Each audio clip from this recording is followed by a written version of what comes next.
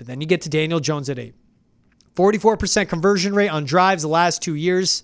2022 5-game winning drives in 7 games through a certain span, but that was a fluke. My thing is, the numbers could say this. Saquon was on the offense. Let's see Daniel Jones in the clutch time without a dynamic playmaker in Saquon Barkley. Now he has Malik Neighbors. Yeah. He is that elite number 1 that can win on the outside. Well, we think. Let's slow down on Malik Neighbors. He has Malik Neighbors, a number 1 receiver. You're right, because right now he's just a prospect. Yeah, let's see. I am projecting Malik Neighbors to be elite. All right. We've seen a lot of rookie and young receivers flourish throughout the league. I don't think Malik Neighbors will be a bust. He's an LSU kid. He's not a Brian Thomas Jr. type, right? I think Malik Neighbors works. But now it's on you, Daniel Jones, because they're investing in the offensive linemen. They brought in 4 new offensive linemen this offseason. They let Saquon walk to get him protection up front. They got the elite number 1 receiver in the draft. But Daniel Jones on this list, I understand the numbers say one thing. The eye test and ability says the other. He should not be in this top 10. That's fair, and I don't think anyone's going to push back on that. I, for one, when you asked the question, as you were setting up this segment, beautifully, by the way, nice job by you. You said, are you surprised Daniel Jones is on this list at all? And I said, no, I'm not. Here's why I said that. Based off personal experience, for years I covered the Washington Commanders, and this guy terrorized the Commanders. I believe Daniel Jones got paid damn near solely based on what he's done against this franchise. You look at the numbers, including one game where he threw for 500 damn yards and 5 touchdowns damn near. He's 5-1-1 against the Commanders. He owns them. I don't know what it is. I don't know the stylistics, the matchups. I don't have any idea other than the Commanders have stunk for years. But Daniel Jones' dual threat ability comes out and shines against that franchise. And covering them for as long as I did, I have literally watched this guy since coming into the league terrorize Washington.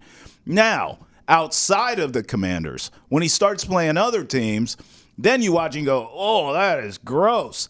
But it doesn't shock me he's on this list because the Giants obviously are a marquee franchise. They're always in tight games. Their defense is good enough. It keeps them in tight games. It just is what it is. So when Daniel Jones is available, when Daniel Jones is out there playing, because we understand he has, an injury history, but when he is out there, George, by the sheer strength of his defense, it doesn't surprise me that he makes this list, and it doesn't surprise me that the numbers bear that he belongs on the list because his defense keeps him in games. To your point. But how many of those were he trailing against the Commanders is what I think, Trav. I mean, listen, to your point, without Saquon, we're going to find out the truth, right? Because some of these numbers are also inflated because he did have that bona fide weapon. But Saquon's another guy who is banged up a lot too. So I'm willing to give Daniel Jones a fair shake here, as clearly as we've learned in our Hard Knocks discussion, the Giants front office is also giving and coaching staff is giving. Can he stay healthy? Can he continue to put up these kinds of clutch numbers this season? That remains to be seen. But again, the theory of your defense keeping you in a game and then you going out there and winning it for your team, I believe is why his numbers are inflated. I think the defense deserves a lot of credit. It's another reason why I think Justin Herbert's going to move up on this list. Justin Herbert at 10, and you brought up Brandon Staley. Herbert literally had to bail this team out of nonsense every week with that idiot head coach for the couple years that they had him. Now with Harbaugh coming in, exactly, that's a stabilizing force, someone who's not going to blow it at the end of the game in terms of calling plays and managing timeouts and things of this nature. But also, what does Harbaugh like to do? We know his calling card. It's going to be defense, and it's going to be running the football. So I think Justin Herbert is going to be more efficient in this new Harbaugh-led Chargers offense, which I believe his, I don't know, you start talking about fantasy football and all those kinds of things. Yeah, those numbers may be lower than what we're used to seeing from Justin Herbert, but I believe he's going to be more efficient and more clutch. I think his clutch numbers will go up, and overall he'll be a better quarterback. I agree. It's having the actual adult in the room leading a team, someone that knows how to lead a team in Jim Harbaugh. And there's been an uptick everywhere he goes. His talent on offense has dropped off. The offensive line did get better. Yes. And surely everything will get better with Jim Harbaugh. Type of head coach he's been. Small schools in college, like the San Diego States. Big schools, Stanford and Michigan, and even at Stanford, which isn't a big-time program, but he turned them into a contender 49ers. in the national landscape. And then, of course, exactly, getting to the San Francisco 49ers and what he did there. Yep. Justin Herbert's going to see an uptick.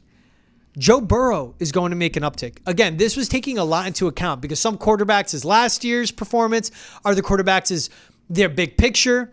Joe Burrow can't stay healthy, doesn't have an offensive line, but now that they continue to invest, you get Trent Brown to left tackle, has elite receivers.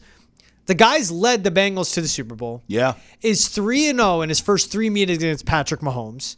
Has fallen short in bigger games against Mahomes, but actually goes toe-to-toe.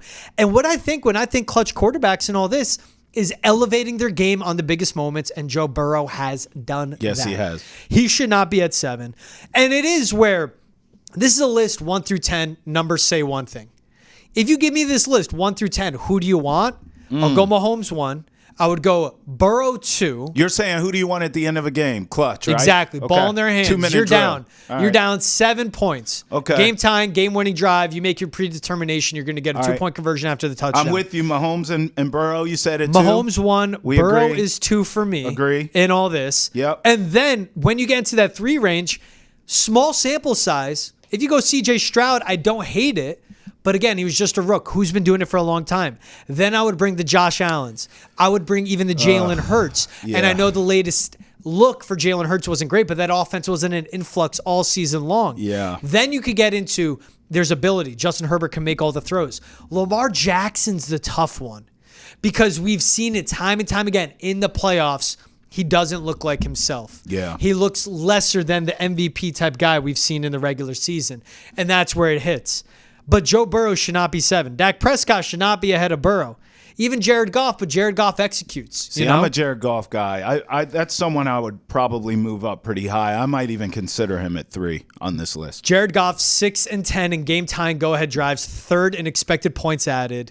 But remember that NFC Championship game loss. Lions were up 17. I almost feel like he was 3 for 13 throwing when under pressure against the 49ers. There's no denying those numbers. But and then it comes into coaching and decisions. Watching that game, yep. I kick a field goal. I felt at the end of that game more blame on Dan Campbell than I did Jared Goff. I put on Ben Johnson to some of the play calling on fourth down sure. too. The coaching staff, period. Yeah. I mean, I'm going to say Dan Campbell as a whole because he's in charge of the whole thing. I'm giving him the brunt of the responsibility. Mm-hmm. But I'm a big Goff guy. And I also, as you know, we've talked about this, I'm on the Lions this year. I actually think they're going to be in the Super Bowl. So that's probably why I'm more apt to put Jared Goff higher on this list as well. But I agree with you that certainly it's Mahomes and Burrow 1 and 2. I would agree. And obviously with Burrow getting hurt, that's why he's so low on this list. But I'm with you there. I tell you one I'm a little sketchy for. I don't know if I trust Jalen Hurts. Jalen Hurts needs, just for my guesstimation, there's 2 quarterbacks this season who I'm going to be all over in terms of delivering because I'm out of excuses for both of them. Yeah. Trevor Lawrence, number 1, far and away. Even though he's got paid now, I think I'm out on him. I've sold all my stock on him. So I'm watching to see if I can still believe in him at all because I think I'm done with him. And then Jalen Hurts, I'm not as definitive in terms of selling stock. I'm holding on to the stock. But what I did not like that I saw last season, which is why I don't really even respect him being 3rd on this list, I hated the body language from Jalen Hurts last year. The whole media and all of Jalen Hurts' brand has sold me this Captain America-like cat who, no matter what, going gets tough, Jalen Hurts gets tougher, and he's a leader of men and all these inspirational quotes and biblical verses and all this stuff. But when what hit the fan last season for the Eagles, injuries, losing games, the pressure of the media, their coach kind of losing his mind a little bit, Jalen Hurts, none of that stuff was to be found at all. I saw a guy sulking, complaining. The media, his press conferences, he might as well bought him a box of Kleenex to cry. Like, what the hell's going on with this guy? That's to me, like when you're a leader and you're a real tough guy, that's when times get hard is when I can lean on you the most. Not when things are going great. So I'm looking at him sideways now too, George. Like, are you a front runner? Are you really about the things you say you are? So Jalen Hurts, I'm going to be watching this season as well to see if he has another season like he did last season. Yeah. I'm going to consider selling my stock in him just like I did Trevor Lawrence.